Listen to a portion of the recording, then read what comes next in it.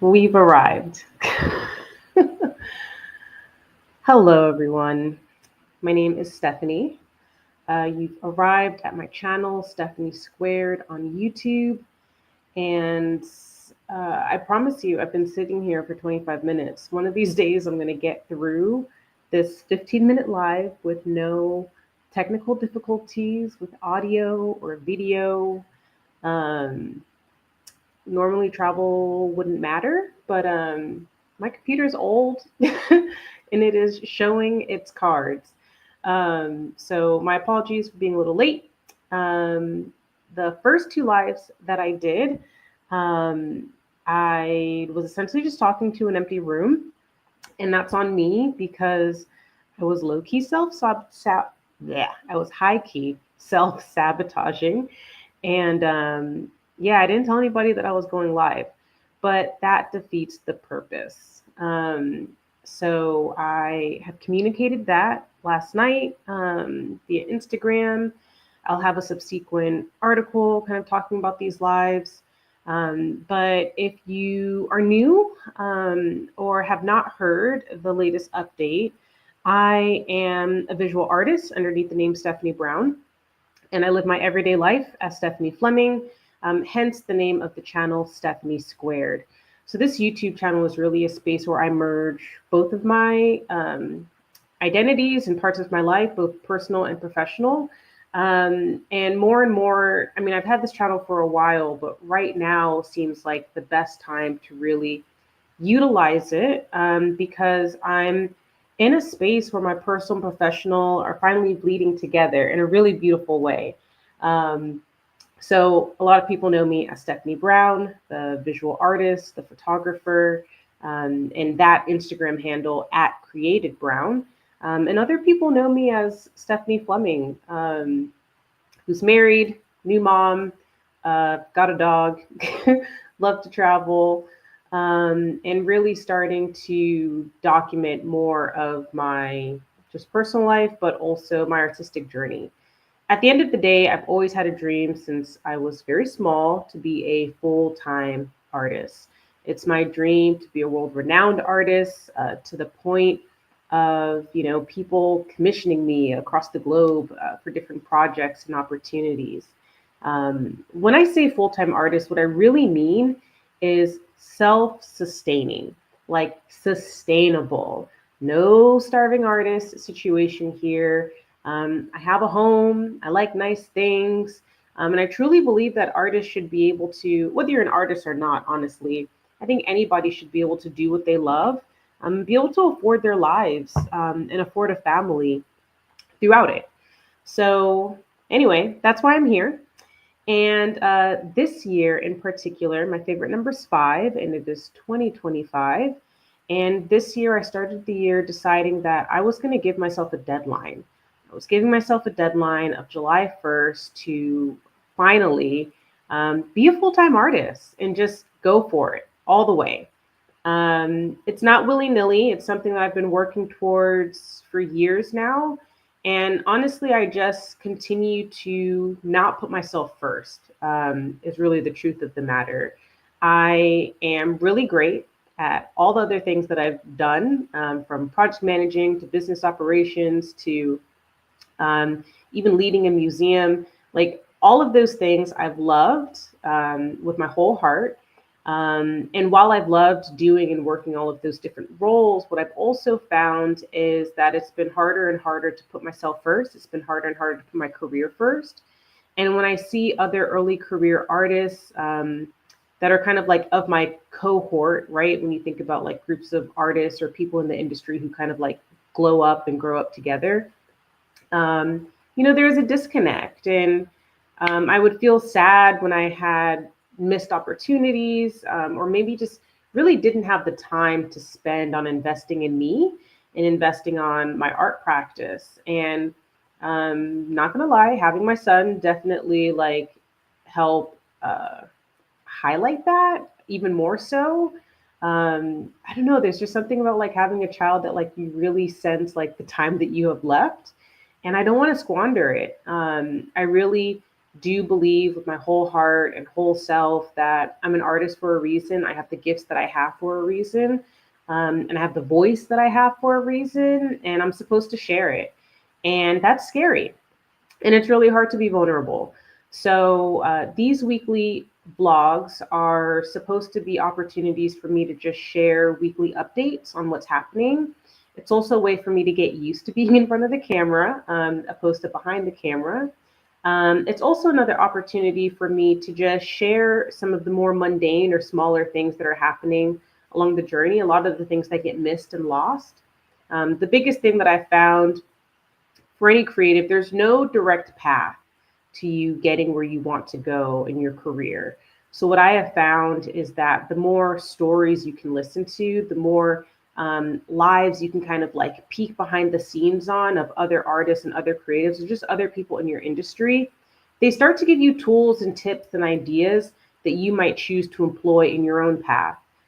So my hope is that by sharing and documenting my journey, I'm doing that for the next generation. I'm doing that for not even the next generation, just someone else who's maybe thinking about doing the same thing. Or I have so many artist friends who are not using their degrees and want to use their degrees or are feeling stuck. I'm identifying where it's really my kind of magic to be able to transcend. Like, I use both sides of my brain. I transcend both like art administration as well as my own creative practice, as well as like entrepreneurship.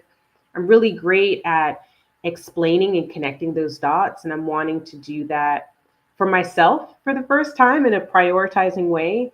But I realized that by documenting my journey, I can also help showcase that for other people too. So that's the goal. That is the overarching goal. We've got about 107 days left. I'm not calling it a countdown to being a full time artist, I'm calling it a count up towards being full time. Um, okay, again, what does full time mean? So I've got bills to pay. Um, right? So we're talking like mortgage, light bill, things like that, dog food, food for family, growing baby. There's life expenses that don't do anything crazy extravagant, but we just want our needs to be met and we want the bills to be paid. So for me, being full time is being able to afford my livelihood through my art practice. That's the end goal. Okay, so all of that behind the scenes and kind of background context for those that are new. This is technically vlog number 3. I am in New York. I've been in New York for this week. My husband, who's a comic artist and professor, this is spring break for him. So we went back to his home city. We've been here having a good time. I finally got to go to the Bronx Zoo, which I've been bugging my husband about since we were dating. So it was nice to finally get there, but now with our son. It was also nice to go on a free day because most of the animals were away because it's cold still. So I'll definitely have to go back in the summer months or another time when it's warmer to see what it looks like then. But it was nice to just kind of walk around and roam around, and that was a good time. All right, what else is new? My best friend, who also lives in New York, she just had baby number 2. So I was also here to help support with that.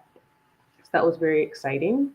My last live that I did last Sunday totally cut out audio wise. So that was annoying, but we're utilizing StreamYard now. No excuses. The whole point of me going live is to help kind of take away the editing is a chore. I'll say that. And also, it's a barrier of entry. So oftentimes, like, I'll go into it and I'll record. I'm like, yeah, I'm going to record. I'm going to edit and add all these things, da da da da da. And then you'll never see it.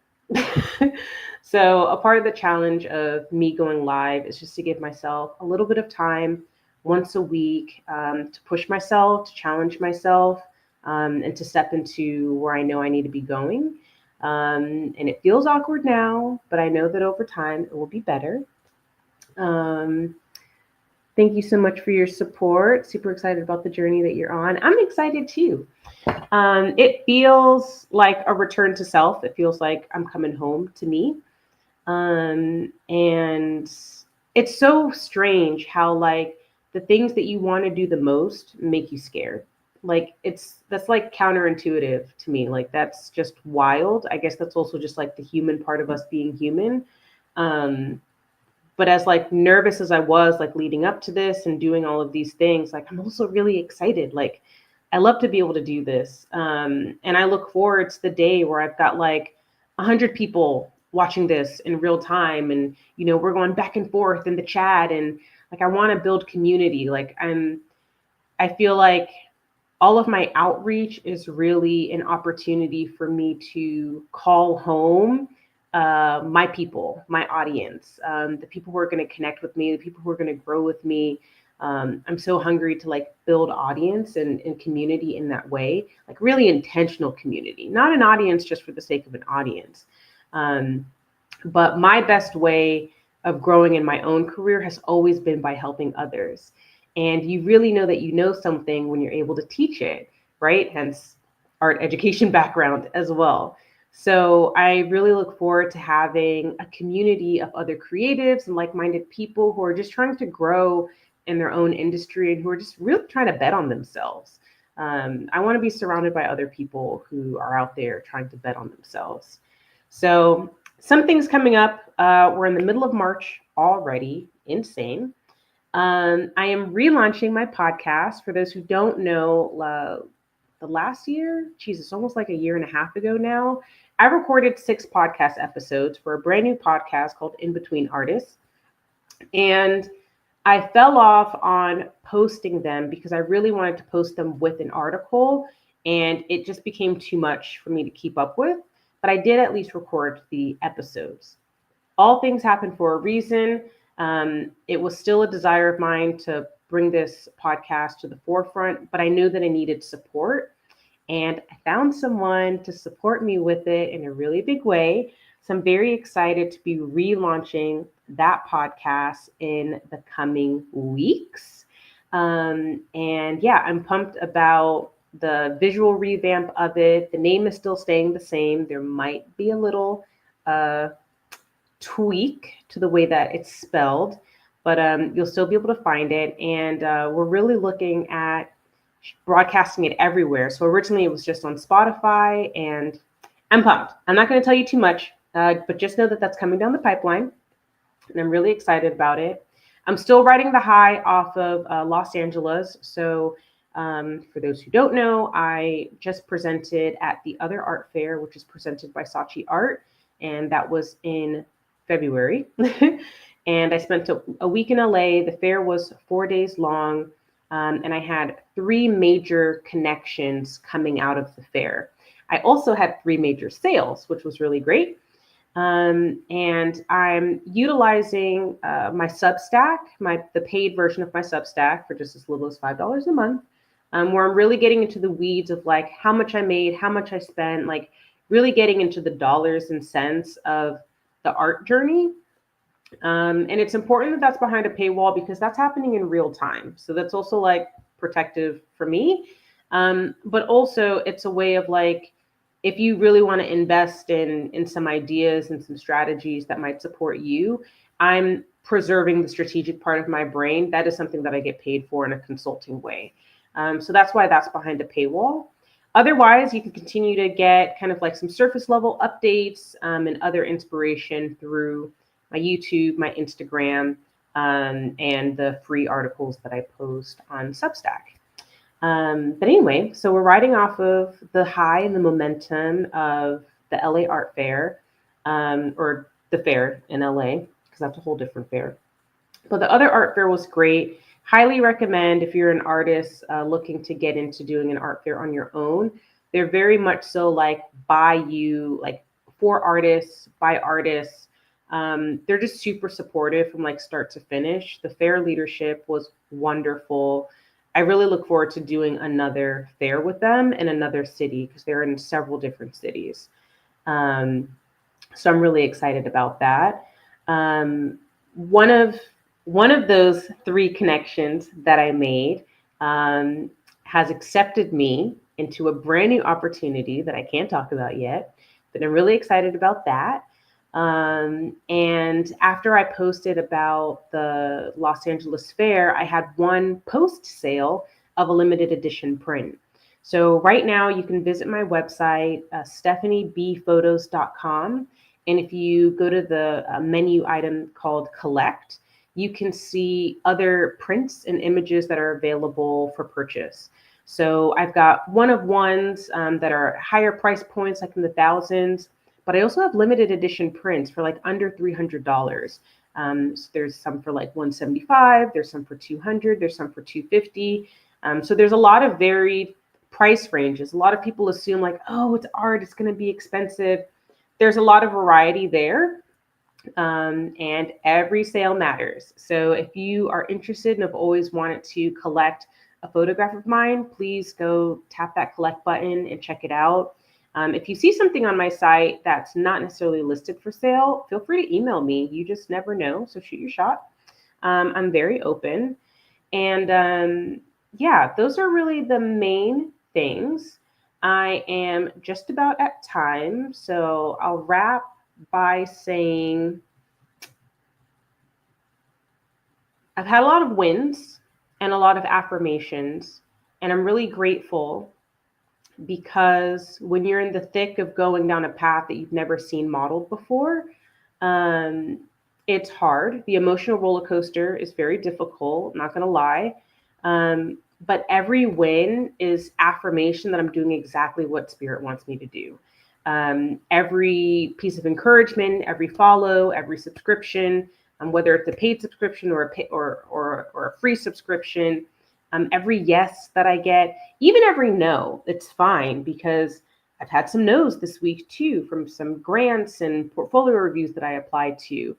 But even though I got a no, doesn't mean that it didn't move me forward in some way, shape, or form, because those people who reviewed those applications now know my name. They now know my work. So even though I wasn't selected for that one particular opportunity, doesn't mean that it was a miss for me. I am constantly reminding myself that what's for me is not going to miss me.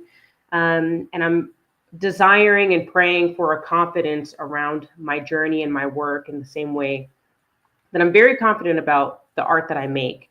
And I'm looking to bring that same confidence around my artwork to myself, Stephanie, because the path that I'm going down right now is having me prioritize myself as a brand and putting myself in the forefront. And that's a little nerve wracking, but I'm doing it. And I'm really proud of me, and I'm really excited for what's next. So thank you so much for watching. You know where to find me on Instagram at createdbrown, on my website, stephaniebphotos.com, and I will catch you next Sunday at 11 a.m. Thank you. Later.